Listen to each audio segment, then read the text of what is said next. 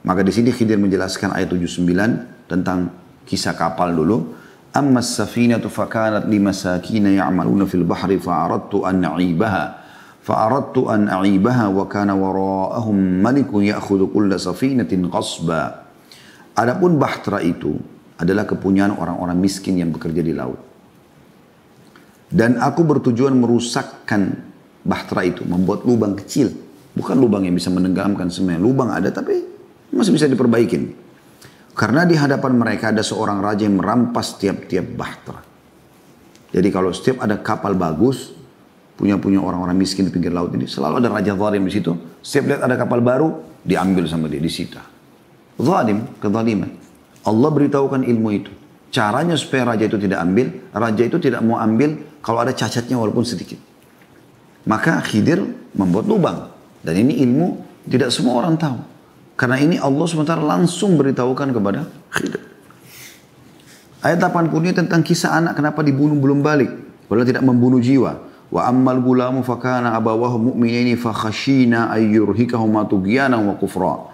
Dan adapun anak muda itu, anak kecil tadi, maka keduanya, maka dia memiliki kedua orang tua yang beriman. Dan kami khawatir bahwa dia akan mendorong kedua orang tuanya kepada kesesatan dan kekafiran. Artinya anak ini masa depannya sudah ketahuan. Dia akan menjadi orang yang kufur dan akan mengajak orang tuanya untuk kufur.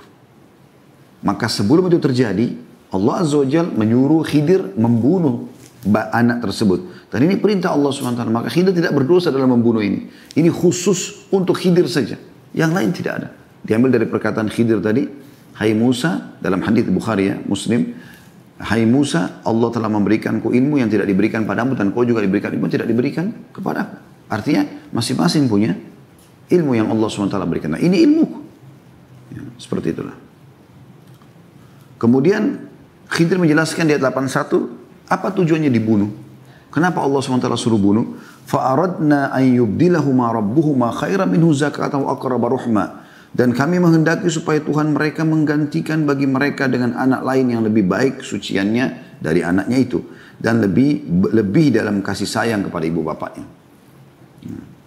Jadi memang setelah Allah Azza wa Jalla memerintahkan Khidir untuk membunuh, maka ibu anak tadi itu mengandung, kemudian melahirkan anak yang soleh. Anak ini juga meninggal sebelum balik. Dan yang diperintahkan untuk membunuh adalah Khidir. Utusan Allah SWT yang diperintahkan langsung dari penciptanya. Maka tidak ada permasalahan dalam hal ini gitu. Ya. Ayat 82-nya tentang tembok. Pada saat dirapikan, kemudian Musa memberikan saran agar Khidir menjadikan sebagai upah supaya bisa dijamu. Maka diceritakan di ayat 82 oleh Khidir alaihissalam. Wa ammal jidaru fakana li gulamaini yatimaini fil madinati wa kana tahtahu kanzul lahuma wa kana abuhuma salihah. وَكَانَ أَبُوهُمَا صَالِحًا فَأَرَادَ رَبُّكَ أَن يَبْلُغَا أَشُدَّهُمَا وَيَسْتَخْرِجَا كَنزَهُمَا رَحْمَةً مِّن رَّبِّكَ وَمَا فَعَلْتُهُ عَنْ أَمْرِ ذَلِكَ تَأْوِيلُ مَا لَمْ تَسْطِع عَلَيْهِ صَبْرًا. Adapun di rumah adalah kepunyaan dua anak yatim di kota itu. Dua-dua yatim berarti belum balik mereka. Dan di bawahnya ada harta benda simpanan bagi mereka berdua. Sedangkan ayahnya adalah seorang yang soleh. Ayahnya sudah meninggal, tapi ayahnya pernah menimbun harta di situ, tujuannya untuk masa depan anaknya keduanya. Di bawah tembok itu. Kalau tembok itu dibiarkan rubuh, orang-orang tahu ada harta, mereka bisa mengambil secara paksa. Maka Tuhanmu menghendaki agar supaya mereka sampai kepada kedewasaan dan mengeluarkan simpanannya itu. Nanti mereka sudah besar, mereka temukan dengan hikmah Allah SWT. Sebagai rahmat dari Tuhanmu karena kesolehan ayah mereka. Dan bukanlah aku melakukan itu menurut kemauanku sendiri. Nah di sini closing yang sangat luar biasa. Bagaimana Khidir AS mengatakan, semua itu aku lakukan bukan karena kemauanku. Tapi perintah dari Allah langsung. Demikian itu adalah tujuan perbuatan-perbuatan yang kamu tidak bisa sabar terhadapnya. Ya, jadi ini dari ayat 60 sampai ayat 82, kisah ya, yang luar biasa disebutkan tentang Khidir dan Musa alaihi mussalatu wassalam.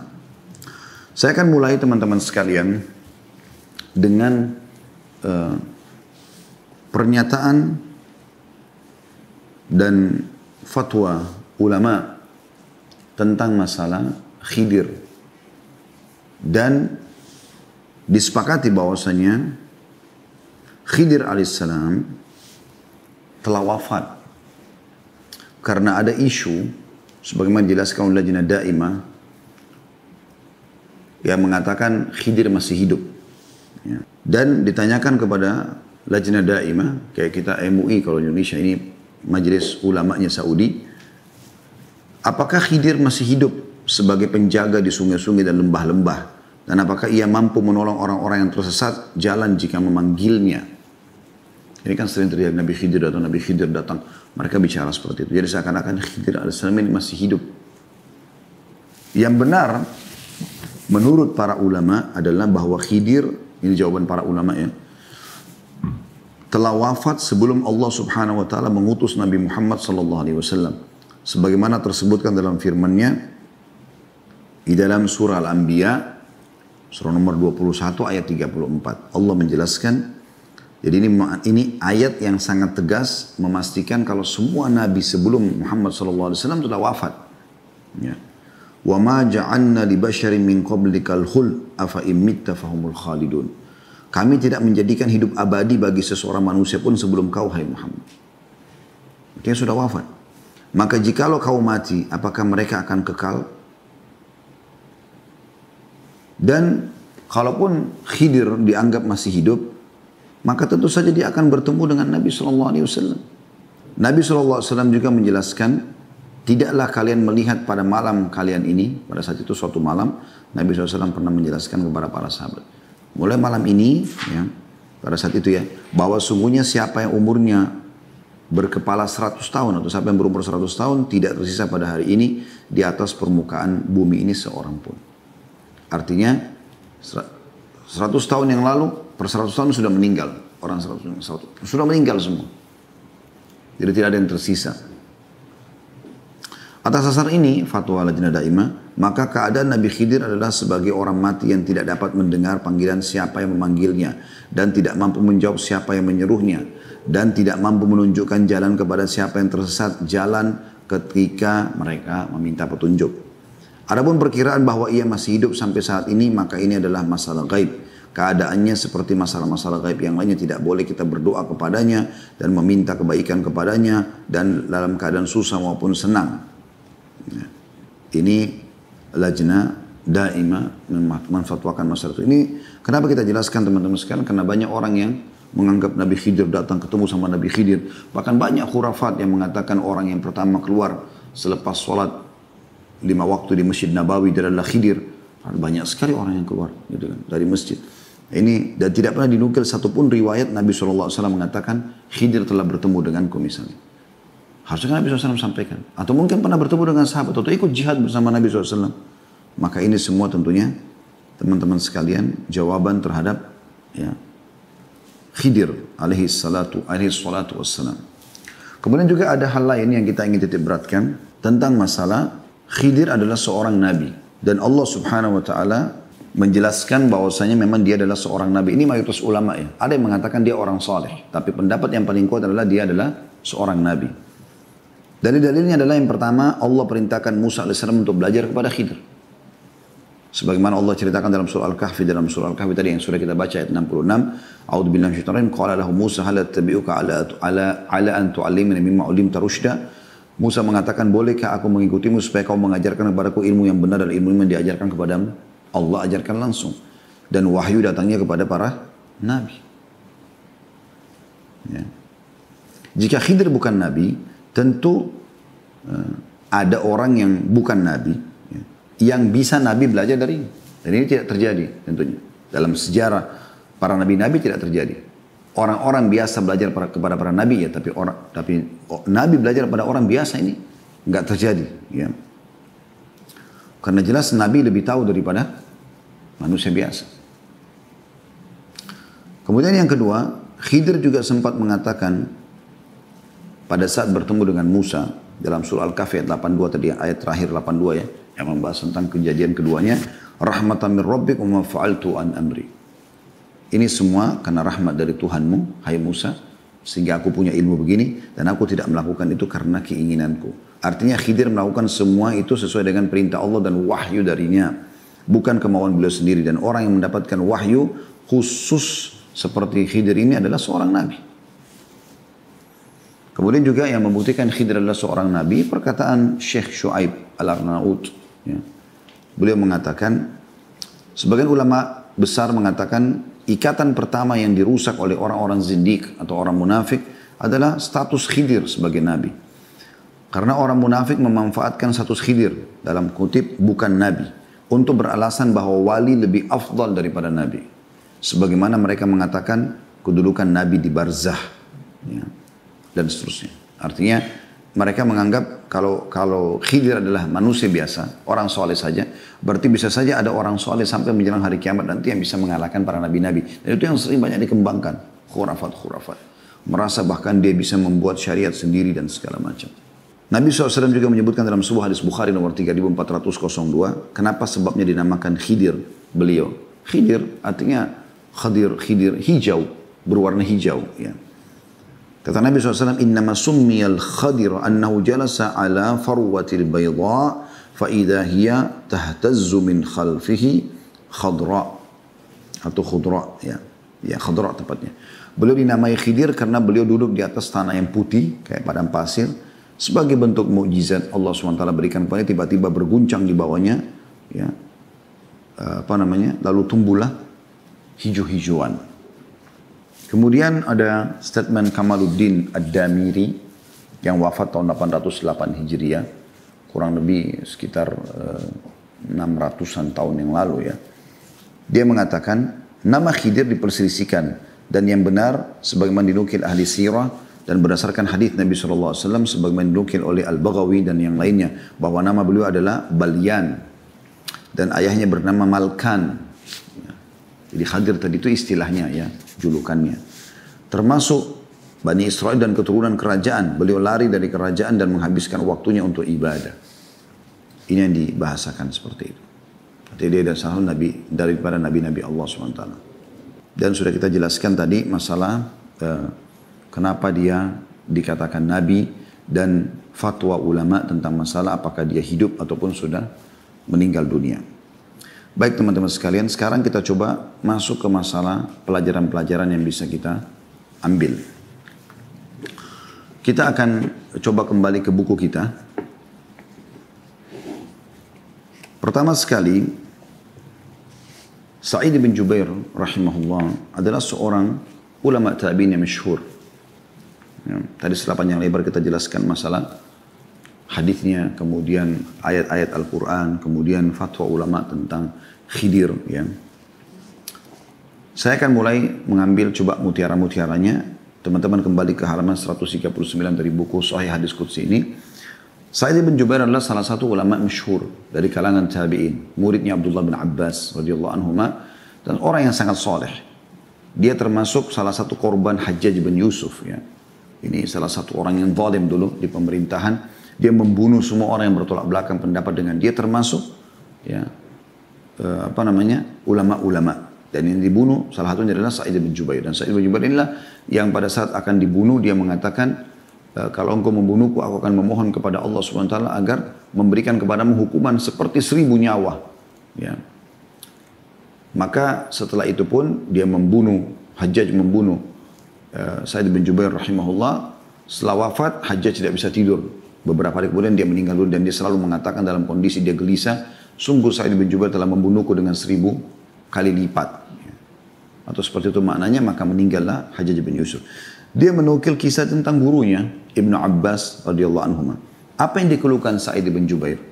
Ada seseorang yang bernama Naufan al-Bakali. Naufan al-Bakali ini dinukil tentang dia suka menukil kisah Israiliyat. Kisah-kisah yang dinukil tentang Israiliyat. Ya. Dan kita dalam menukil kisah Israiliyat, kita nggak membenarkan dan juga menyalahkan. Kalau dia sesuai dengan Al-Quran dan Sunnah informasinya, kita benarkan. Tapi kalau tidak sesuai, maka kita, atau bertolak belakang misalnya, Al-Quran dan Sunnah menjelaskan sebuah kisah A, kemudian Israiliyat atau kisah dinukil dari orang-orang Bani Israel, itu adalah bertolak belakang, maka kita mengatakan itu salah. Tapi kalau tidak tidak ada disebutkan, tidak bertolak belakang, tidak juga yang disebutkan dalam Al-Quran dan Sunnah, maka kita diamkan saja. Seperti itu kurang lebih. Nah orang ini, Naufal al-Bakaliyah disebutkan, dia seringkali menukil kisah Israiliyat. Maka dia sempat menyebarkan sebuah isu. Naufal ini dia mengatakan bahwasanya Musa yang diceritakan dalam kisah bersama Khadir, baik dalam hadis ataupun dalam surah Al-Kahfi tadi, bukan Musa Bani Israel, bukan Nabi Musa AS. Ya. Jadi ini pelajaran pertama adalah bagaimana Sa'id bin Jubair rahimahullah, siapa dia dan kemudian dia, sedikit tadi kita kasih jawaban, kemudian bagaimana dia mengeluhkan tentang isu yang bertolak belakang dengan apa yang gurunya ajarkan. Tentang Nabi Musa AS adalah Musa AS Nabi itu. Sementara Naufal coba menyebarkan isu kalau itu bukan Musa. Maka dikatakan oleh Ibnu Abbas radhiyallahu anhuma, kadzaba aduwwullah, telah berdusta musuh Allah. Di sini tentu bukan maksudnya Ibnu Abbas, kata para ulama hadis, berarti dia adalah musuh Allah, ya, yang dimaksud adalah harus diperangi segala macam. Tapi di sini adalah sebuah kata celaan. Kenapa kok dia berani benar mengubah makna kisah Nabi Musa AS dalam surah Al-Kahfi? Musa AS disebutkan Nabi SAW dalam hadis yang sahih. Lalu dia mengatakan bukan Musa Nabi, tapi Musa lain. Ini seringkali orang mengalih-alihkan makna. Ya. Ini tidak perlu kita alihkan makna. Apa manfaatnya buat kita? Seperti itulah. Maka Ibnu Abbas pun akhirnya menyampaikan, menukil dari sahabat Nabi yang lain, yaitu Ubay bin Ka'ab radhiyallahu anhu. Lalu mulai masuk dalam kisah Nabi SAW menceritakan tentang Musa AS. Dan dalil yang membuktikan kalau Musa AS adalah di sini Nabi Musa, karena Al-Kahfi menjelaskan tentang kisah Musa AS. Kemudian juga surah akhir hadits Bukhari, dan ini Ibnu Abbas juga menjelaskan, anna Musa qama khatiban fi Bani Israel. Bahwasanya Musa berdiri menjadi khatib, berceramah di depannya Bani Israel. Ya. Jadi ini mutiara pertama yang kita bisa ambil. Selanjutnya yang kita bisa ambil pelajaran adalah bagaimana kedudukan kedua nabi ini, Musa dan Khidir alaihimussalatu wassalam. Musa alaihissalam termasuk nabi dan rasul, dan disebutkan namanya dalam Al-Quran 135 kali, bukan 1-2 kali. Termasuk nabi yang paling banyak disebutkan dalam Al-Quran, sering kali Anda temukan kisahnya. Jadi bukan cuma 1 kali dalam surah Anbiya misalnya, dalam surah Anbiya, dalam surah Toha, dalam surah Al-Qasas. Banyak disebutkan ya, kisah Musa AS dalam surah Al-Baqarah. Ya, banyak, hampir dalam surah-surah itu sering terselipkan kisah Musa AS. Sampai di surah-surah pendek pun, ya, di juz 30 juga ada tersinggung atau disinggungkan masalah Musa AS. Berarti memang ini Nabi punya peran yang sangat besar gitu. Dan dia salah satu dari ulul azm. Saya perlu jelaskan teman-teman sekalian, Allah mengutus 124.000 nabi, di antaranya 313 rasul. Bedanya nabi sama rasul. Nabi adalah seseorang yang Allah utus tidak membawa syariat baru, hanya mengingatkan kaumnya apa yang disampaikan oleh nabi sebelumnya. Kalau rasul membawa syariat baru, menghapus syariat sebelumnya. Makanya jumlah mereka sedikit kalau rasul, 313 saja. Sementara nabi 124.000. Semua rasul pasti nabi, tidak semua nabi itu rasul.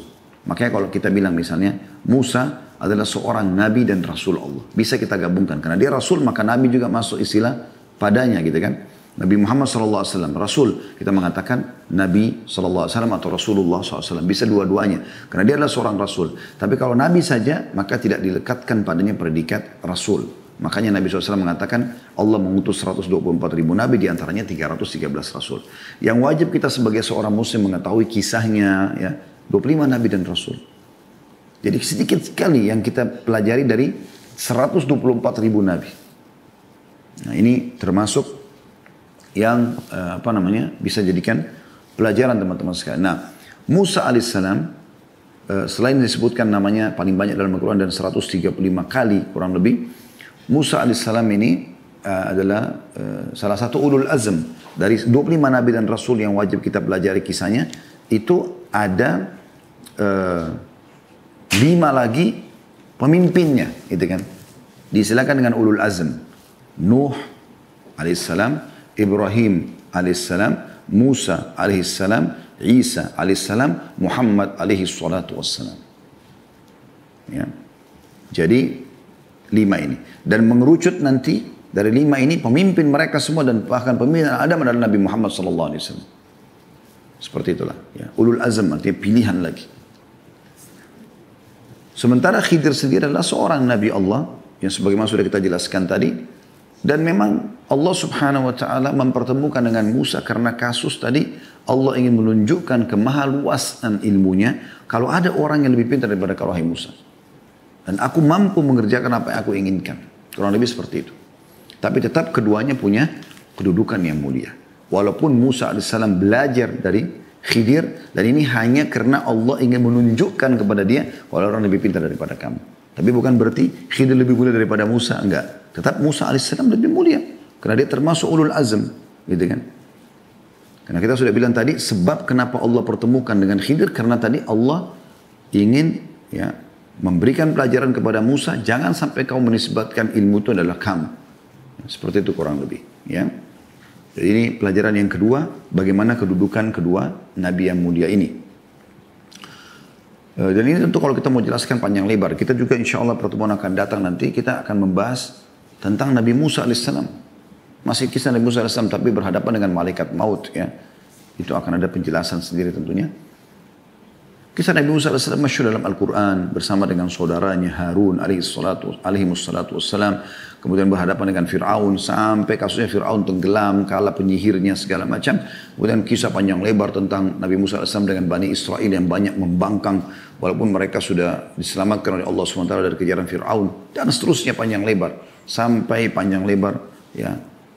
Dijelaskan juga dalam hadis bagaimana Musa alaihissalam meninggal. Bahkan Nabi SAW menjelaskan kuburan Musa itu berada di Palestina ya atau di Syam yang jaraknya lemparan batu kalau nggak salah dari sebuah gunung, kurang lebih seperti itu maknanya ya. Kalau aku ada di sana aku akan tunjukkan kuburannya kata Nabi SAW, walaupun Nabi SAW tidak tunjukkan kepada kita. Dan kata para ulama satu-satunya kuburan yang sudah pasti ada kuburan Nabi di situ adalah Nabi Muhammad SAW untuk menunjukkan kepada kita memang ini Nabi penutup. Ya, tinggal ini yang kita ikutin. Seperti itu kurang lebih. Walaupun kita imani keberadaan yang lain.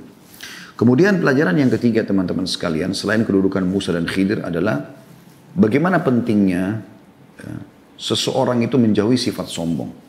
Ini pelajaran ketiga. Wajib kita jauhi sifat sombong. Jangan sampai kita merasa ujub, berbangga-bangga dengan ilmu yang kita miliki atau kelebihan yang kita miliki. Kita harus bersyukur kepada Allah Subhanahu wa taala. Bukan malah kita jadikan sebagai bahan untuk berbangga. Karena ini akan membuat Allah Subhanahu wa taala murka. Pelajaran kita ambil pada saat Musa mengatakan, waktu ditanya oleh Bani Israel siapa orang paling pintar, dia mengatakan aku. Itu saja. Sebenarnya Musa alaihissalam mungkin tidak niat sombong teman-teman sekalian. Tapi Allah Subhanahu wa taala langsung memberhentikan nabinya di batasan itu. Kita tahu maksiat yang pertama terjadi kepada Allah Azza wa Jalla adalah kesombongan iblis. Dan Allah SWT murka. Dan banyak sekali hadis yang menjelaskan masalah itu. Allah SWT mengatakan kesombongan adalah pakaianku. Kebesaran, keagungan adalah sarungku. Siapa yang berusaha masuk di situ maka aku akan masukkan dia ke dalam api neraka. Celakakan dia. Jadi nggak boleh. Sifatnya Allah memang al-mutakabbir. Allah maha sombong. Nah, itu sifat Allah SWT. Kita tidak boleh. Dalam hadis yang sahih kata Nabi SAW, tidak akan masuk surga orang dalam hatinya ada seperti biji sawi dari kesombongan. Kita seperti padi. Makin berisi makin merendah. Nah, itu penting. Kemudian teman-teman sekalian, juga pelajaran yang keempat yang kita bisa ambil adalah pentingnya menuntut ilmu. Pentingnya menuntut ilmu. Bagaimana Nabi Musa alaihissalam langsung pada saat Allah Subhanahu wa taala mengatakan ada hambaku yang lebih pintar daripada kamu, beliau tidak menutup atau sama sekali tidak membatasi diri. Sebenarnya Musa alaihissalam cukup mengatakan, oh ya baiklah kalau gitu ya Allah saya minta maaf. Kan bisa saja. Tapi tidak. Musa alaihissalam langsung mengatakan, ya Allah bagaimana caranya aku bisa bertemu dengan dia. Saking cintanya beliau dengan ilmu. Dan tidak ada sesuatu yang asing bagi kita teman-teman sekalian dalam Islam tentang keutamaan majelis ilmu. Ini kalau kita bahas panjang sekali. Ya. Tapi Tapi terlalu banyak hadis yang menjelaskan tentang keutamaan majlis ilmu dan bagaimana Nabi SAW menyambut para penuntut ilmu sambil mengatakan pada mereka, marhaban bi talabatil ilm. Selamat datang para penuntut ilmu. Lalu Nabi SAW siapkan ada sufa untuk 300 orang kurang lebih di belakang rumah beliau, khusus untuk para penuntut ilmu dan orang-orang yang tidak mampu. Islam adalah agama ilmu. Tidak ada kebahagiaan, tidak ada ketentraman, tidak ada kesuksesan kecuali dengan ilmu. Jelas, kita mau dunia harus ada ilmu, mau akhirat harus ilmu, mau dua-duanya harus berilmu. Ilmu akan memuliakan seseorang. Atha bin Abi Rabah, seorang ulama tabi'in, kulitnya hitam, kakinya pincang, matanya satu rusak, subhanallah, rambutnya keriting. Tapi karena ilmunya Allah muliakan dia. Ini bukan sedang menyebutkan aib, tapi ulama menukil masalah itu. Bagaimana ilmu memuliakan seseorang. Al-A'mash, atau ya kalau misalnya Al-A'mash ya, salah satu perawi hadis, itu kalau dia ngomong, sering kali muncrat, ludahnya. Tapi murid-murid tetap duduk untuk belajar di situ.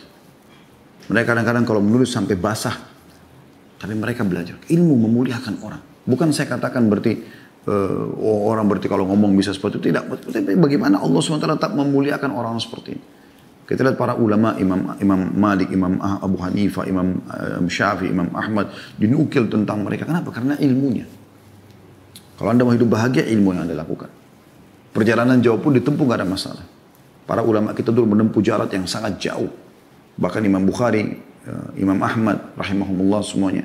Itu pernah untuk mengejar beberapa hadis mereka jalan 1 bulan. Berbulan-bulan mereka jalan. Untuk menempuh sebuah tempat. Dalam hidup mereka sudah sekian tahun mereka berputar mengelilingi dunia ini. Perjalanan yang luar biasa. Sebentar mereka di Madinah, sebentar mereka di Mekah, sebentar mereka di Irak, sebentar mereka di Mesir. Pindah-pindah mereka belajar ilmu. Sekarang alhamdulillah di zaman kita Allah SWT sudah mudahkan, jangan disia-siakan teman-teman sekalian. Belajar ilmu. Melalui medsos seperti sekarang kita apa saja belajar ilmu, ini pelajaran. Yang kelima, perlunya mempelajari adab-adab ilmu itu, terutama dengan guru. Jangan pernah memotong perkataan guru, jangan pernah mendahului guru. Ya.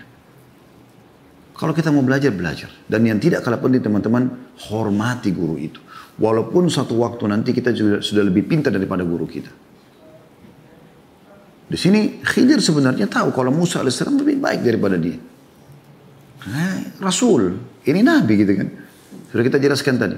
Tapi bagaimana Khidir diperintahkan Allah SWT untuk memberikan syarat. Kalau mau belajar sama saya Musa, jangan bertanya sampai saya jelaskan. Karena kadang-kadang kita kalau tergesa-gesa teman-teman memotong atau menghakimi apa yang disampaikan oleh guru kita. Atau kita memvonis dia bodoh hanya karena 1 kesalahan atau 2 kesalahan dia lakukan. Ini membuat tidak ada keberkahan yang kita dapatkan dari ilmu. Ya. Walaupun ada kesalahan dari mereka, mungkin kita bisa coba renungi dulu. Kita mencari cara yang tepat untuk menyampaikan. Jadi nasihat yang kita sampaikan kepada para ulama. Beda dengan kita nasihati teman kita atau murid-murid seperti kita para penuntut ilmu. Ya. Saya dengan Anda seorang penuntut ilmu. Tapi kalau seorang ulama besar kita nggak boleh sembarangan ngobrol sama dia. Mungkin dia punya dalil, mungkin dia punya rujukan yang belum sampai pada kita.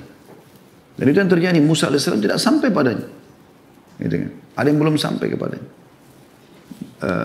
Kisah Umar bin Khattab, satu waktu pernah beliau, setelah meninggal Nabi SAW, di zaman khilafahnya beliau, ada orang datang ke rumahnya dari Ansar. Kemudian tiba-tiba pada saat datang ke situ, langsung saja ketuk pintu.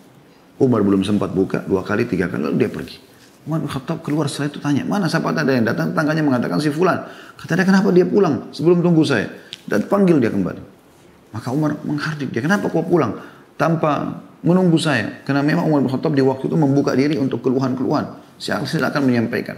Kata dia, saya mendengarkan dari Nabi SAW, kalau seseorang bertamu di rumah temannya atau saudaranya muslim, dia mengetuk sampai 3 kali, maka pulanglah. Gitu kan? Kata Umar, siapa yang mendengarkan hadis ini selain daripada kamu? Didatangkan teman-teman kalau tidak salah 14 atau 15 orang. Yang Umar sendiri sebagai mertua Nabi belum pernah dengar itu. Bukan mustahil, belum sampai kepada kita. Ilmu sangat luas, gitu kan? Ilmu sangat luas. Kecuali memang orang itu ngawur, sembarangan, ya. Terkenal suka menyebarkan kedustaan, itulah. Karena sekarang ada penyakit saya lihat di tengah-tengah para penuntut ilmu ini. Kemarin belum ngerti apa-apa. Belajar nih sekarang. Sebulan, 1 tahun sama gurunya, ustadznya kita di Indonesia. Begitu sudah mulai tahu sedikit saja, maka yang dilakukan adalah mencari kesalahan-kesalahan gurunya. mulai merasa lebih hebat, lebih pintar, lebih soleh, lebih segala macam. Padahal dia masih terlilit utang, dia masih punya banyak masalah ribawi, dia masih banyak kemaksiatan yang dia masih belum bisa lakukan. Mungkin gurunya udah jauh lebih baik daripada dia, minimal sudah mengajarkan itu. Ini pelajaran teman-teman sekalian. Selanjutnya yang keenam ya, pelajaran yang bisa kita ambil adalah ada di atas orang alim, alim yang lainnya. Di atas orang yang punya keterampilan, ada keterampilan yang lain. Fawqa kulli dzi ilmin alim. Artinya, kita jangan batasi diri kita untuk belajar. Kita belajar dari guru ini, mungkin ada guru yang lebih pintar, dan seterusnya. Dan kita pun kalau sudah alim, jangan kita merasa diri kita lebih alim daripada orang lain. Dan yang terakhir teman-teman sekalian, pelajarannya adalah apa yang Allah Azza wa Jalla berikan kepada Khidir, yang ketujuh ini ya, adalah mukjizat. Gak semuanya orang bisa punya itu. Ya, harus difahami masalah ini. Karena banyak orang mengambil dari kisah Khidir ini seakan-akan alaihi salatu wassalam, semua orang bisa begitu. Ada ilmu min ladun, artinya ilmu yang saya bisa dapat sendiri. Tapi saya pernah duduk dengan sebagian orang dan dia mengatakan, saya sholat di musola saya, kemudian datanglah ilmu min ladun ini, saya dapat wahyu, saya dapat begini, dapat begitu. Bahkan jauh lebih besar daripada itu, mereka menganggap dirinya bisa bertemu dengan Jibril, bertemu dengan... Ya akhi, para sahabat saja tidak pernah melihat Jibril dengan poster aslinya. Datang dalam bentuk manusia, ya, dan itu pun di hadapan Nabi SAW. Bukan satu sahabat khusus didatangi oleh Jibril, tidak. Karena Jibril datang alaihi salatu wassalam untuk membawa wahyu. Gitu kan. Maka ini kisah kemujizatan. Mukjizat itu syai'un khariqun anil 'ada, sesuatu yang di atas kemampuan manusia biasa itu hanya diberikan kepada para nabi-nabi. Ada yang diberikan pada nabi ini, tidak diberikan pada nabi yang lain. Bagaimana dengan manusia biasa? Kita bisa sampai pada tingkat seorang wali Allah, ya, tapi dengan ibadah yang kita kerjakan dan juga itu kuasa Allah Subhanahu wa taala. Tapi untuk sampai pada tingkat seperti seorang nabi itu nggak mungkin.